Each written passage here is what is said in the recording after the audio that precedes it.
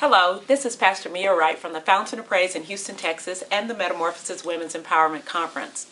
This is the third in the series of changes and embracing the season of change in your life. Let me also thank Tracy Edmonds and All Right TV for the opportunity on this platform to share with each of you about inspiring messages. As we have been talking about changes, as we've been talking about making changes and necessary changes in your life and embracing the season of change, I want to talk to you today about making changes, challenging things in your life to make changes. I'm reminded in the book of Numbers in the Bible, it's Numbers 27. There's a group of 5 women who were sisters whose father died, and his name was Zelophehad. And they were known as the daughters of Zelophehad. They went to Moses in order to claim property in a time when women were considered property. They went with this bold spirit, united together to say that our father didn't die in the wilderness with his sins. He died of his own sin. He didn't die with the other rebels. But my father deserved land. And there's no rule that would give these children, the daughters, the land. Because the rule had been at that time that if a man died, he didn't have any sons, and it would go to his brothers. And if he didn't have any sons, it would go down the line until a male would get it in his family. But there was no rule set up for the women.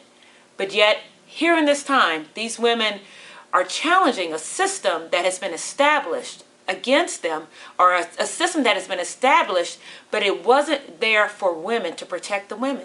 But yet, these 5 women came together and said, we're going to challenge this situation.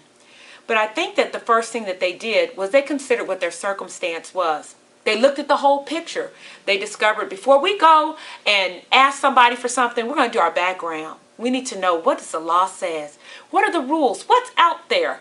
And so if you're looking at your circumstance, let me encourage you today to consider the whole circumstance. Look at the big picture. What is it that you desire to do? What do you want to do? And then how can that happen?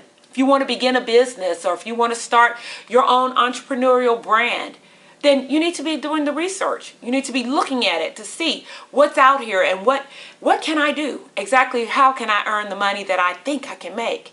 If you want to begin a new career, you need to be researching.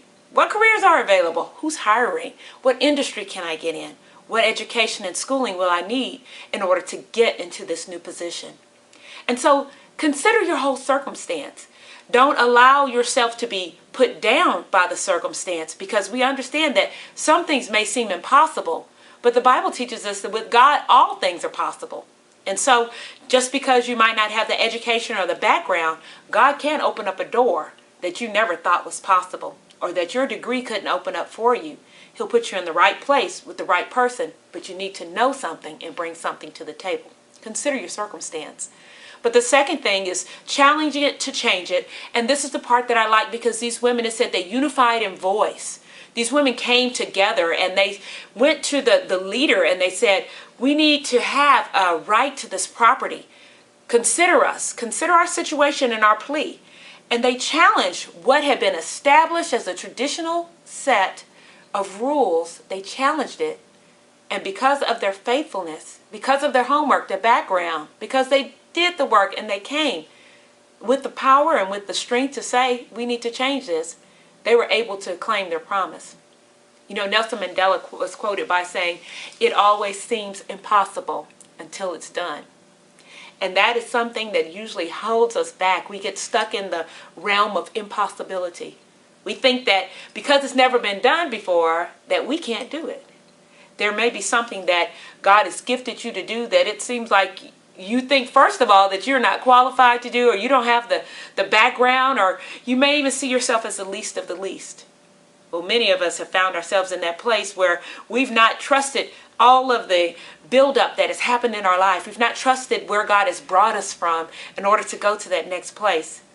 But when we begin to change our mindset, we begin to see that God can use anyone to do great things. God can take little old me, little old you, and make us into great people for Him. All we have to do is have a willing heart, a mind to serve, and then we put in the work to do it. Today, I just want to encourage you, as you're facing changes in your life, that you would be like the daughters of Zelophehad found in Numbers 27 and also in the book of Joshua. That you would consider your circumstance, not being limited by it, but consider it. Do your homework. Do the background work on it. And then you challenge to claim it. In order to challenge it to change it, in order to make any changes in where you are right now, you have to challenge that. That means you can't get up and just lay on the sofa and expect a job to fall in your lap. You'll have to start putting in the work to make it happen. And then the third thing is that you then claim your promise. God says the promises of God are yes and amen. And so I pray for each of you today that you will find your promises being yes and amen. God will do great things in your life when you can believe that he will do it. Don't let the realm of impossibility hold you back. You are bigger than that. With God, all things are possible. Thank you for tuning in, and tune in for more with Pastor Mia Wright on All Right TV.